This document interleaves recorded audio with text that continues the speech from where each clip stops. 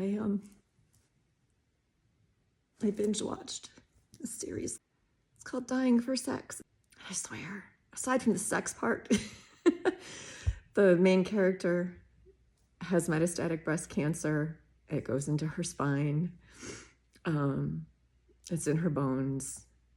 And she ends up with a collapsed lung and like all these things. And all she wants is to feel everything there is to feel in life. And she's so mad because the meds that she's on throw her into menopause. And she was like, I thought dying young would at least avoid that for myself. And so many parts of this show are so funny. And if you're puritanical in any way, the sex parts are you're not going to love it. But the feelings behind everything that goes on in this show, all of that could be me. Except they did throw me into menopause and sex, not my bag. But oh my gosh, everything straight into hospice care and all the things. And it was raw and beautiful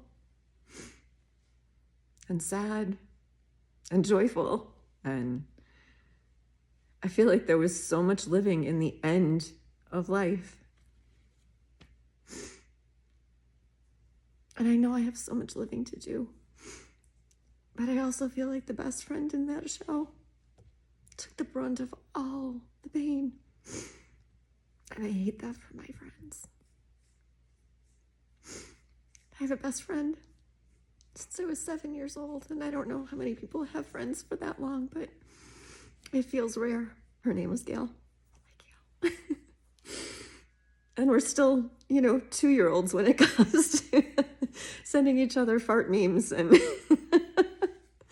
oh my gosh, I'm sure people who see me on Facebook and I'm railing against politics and mad about defunding of science, and I'm going to get an earful in my comment section, I'm sure, because I've already heard about how I've made this political. Well, you know what? Healthcare is political. Anyway, people who think I'm so serious, if they only knew what goes on in the DMs of Gale's and mine. We grew up washing our hair in the rain and smoking driftwood when we were 13 years old on the beach of Lake Erie. Just riding our bikes for entire days, playing hide and seek, and the older boys throwing us into ditches full of water when we had huge rainstorms. And oh my gosh, we have so many memories. Smoking cigarettes for the first time in my rabbit shed. I don't think either one of us have enough ties to our parents to get in trouble anymore. Anyway, yeah, I think about you, Gale, when I watch that show.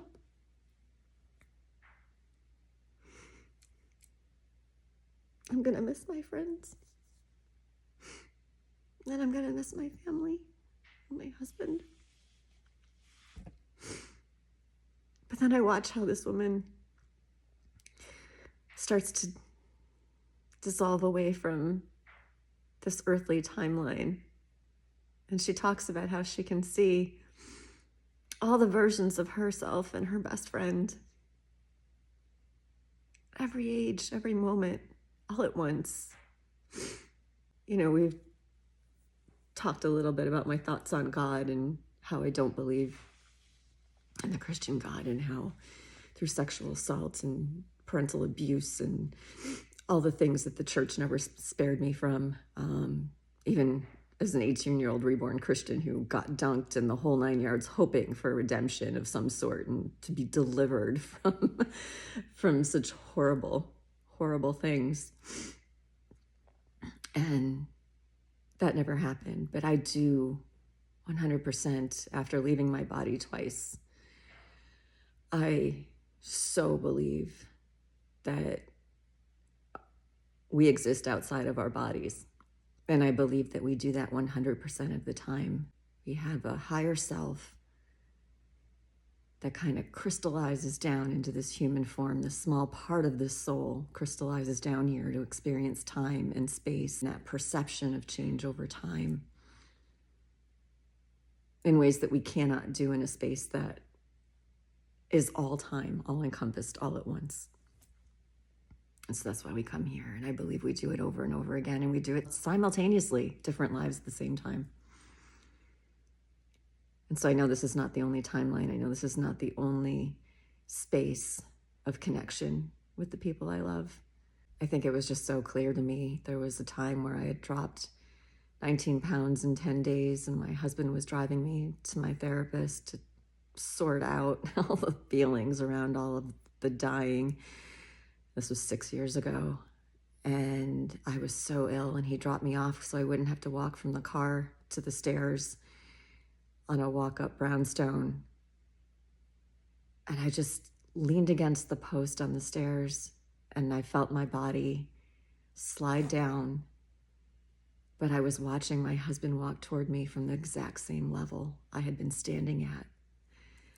And I remember thinking, how is my body still sitting there, alert enough to be sitting upright anyway, but I wasn't in it. There was no light. There were no people saying, go back and come here. None of that. It was just looking at Tim coming toward me, and he's looking down at me, and I am up at his eye level looking at him. And it happened in the hospital, and I was on morphine, but when I hovered above my body, I wasn't on morphine. I was so clear-headed, and I could see my body below. That was confirmation. Energy is neither created nor destroyed. We are existing beyond this body. I will exist once I'm gone. I had this conversation with a friend of mine who just lost her daughter, and she doesn't know exactly how she feels about the afterlife. And so I kind of asked if I had ever told her what I think or feel. And I got to share with her about trying different ways of seeing the world as you do when you're dying. And so many things just seem like, why not? Just fuck it. Nothing to lose, right? And I did a higher self hypnosis session to connect with that higher being who is me. And we all have one. And I had gone into that session wondering, how do I live while I have one foot in the grave? Because I had no idea how to exist in this world when I had been dying for so long. And what I thought was a spirit guide leading me down the path to that higher version of me. I realized in that moment that that was me. I was told that there was a gift for me and that I could accept it physically or through language or knowing. And I didn't have to speak. And I didn't hear words, but I knew. And the gift that was given to me was a blank chalkboard slate. And while I thought I had nothing left to connect with in this world, the slate, I knew what it meant, and it meant that I could write anything I wanted to on it, that I still had time to do that. And the wild thing is that I found a journal that I had written 4 years before. It was an art journal, and I drew the self-portrait. It was a part of the assignment. Just a crayon, several crayons. They were blue and purple and silver and white. That was the vision that I had had when I did this hypnosis/meditation.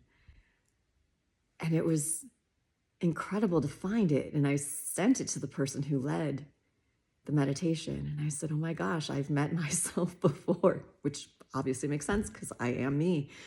But look at this. This is exactly what I had described to you.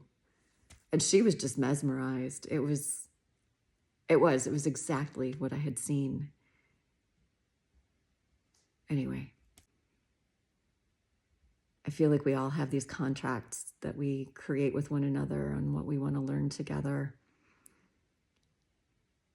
And I think that making the choice to believe that makes the cruelty seem less personal. Because I feel like if we decide we want to learn one thing and somebody's going to help us, this other soul is planning to help us, they or we can opt to be the bad guy so that the person that needs to learn can push off of that and learn to become the opposite. I have to believe that. Otherwise, my childhood is a nightmare. My teenage years, just based in cruelty. And I don't want to be angry about that. And so the only way that I can find around it is to believe that we made these contracts. And that when we're all together in soul space, whatever that looks like, we're high-fiving that, yeah, we did it. We did it. We taught each other. Anyway, I don't know. A lot of feelings. Still don't feel like I'm a sick person. It just doesn't make sense. And I'm not afraid to die, but I am afraid of all the pain that will come. I just don't want to be in pain anymore. And I don't want to hurt people. And it makes me want to just curl up here and just watch TV and sit with my rabbit who's on the other couch.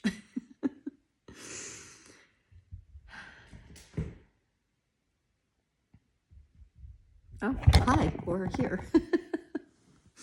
Hello. But I know that those moments are going to be priceless when I'm together with my friends and my family.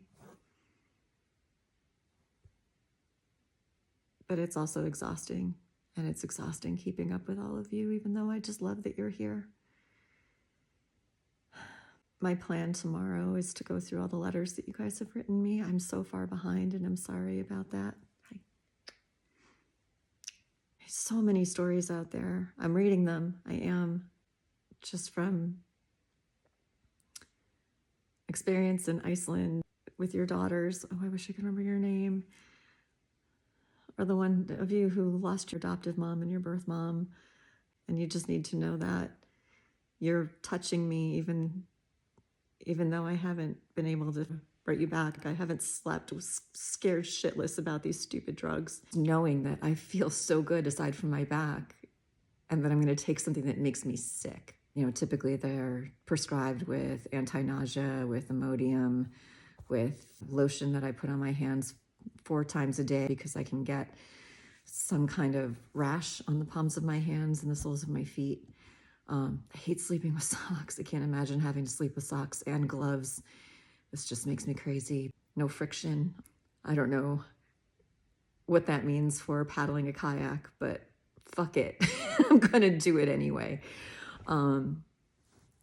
Yeah, sorry for those of you that keep saying I'm a gentle soul. I'm not always so gentle. I can promise you that. I will do all the things because they say prevention is the best way to handle it. But I think the hardest part was taking the first dose. It was like, I'm sure what teenagers feel like when they're pressured into eating Tide Pods, right? Like, you know it's not going to be good for you, and you do it anyway. And I'm not even taking a full dose. I'm starting with half because I'm supposed to take 4 pills in the morning and 4 pills in the evening. And I'm so afraid of side effects because everything goes wrong with me. My body is so sensitive. I know a lot of you have so many suggestions about ivermectin, and doctors to look at are endless. I can't do all of that. I have doctors that I trust. I need you to understand that breast cancer is many diseases. It's not just one. It's lobular or ductal or HER2 positive, progesterone positive, estrogen positive or negative, or any combination of the 3. I have very specific targets in terms of what my cancer responds to. So somebody else with breast cancer, I can't take what they take if we don't have the same exact thumbprint. It's not going to work for me, or mine's not going to work for them. Thank you all for the suggestions, but I'm no longer answering anything to do with any other kind of medication other than what my doctor's prescribing. I cannot ingest all of these things and survive. So done with that conversation. Hello. Hi, are you eating my wig? Yeah, don't do that.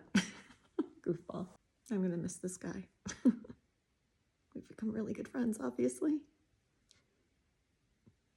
I'm gonna end here. But thank you guys. Abbott says goodbye too. Are you gonna eat my zipper? Please don't.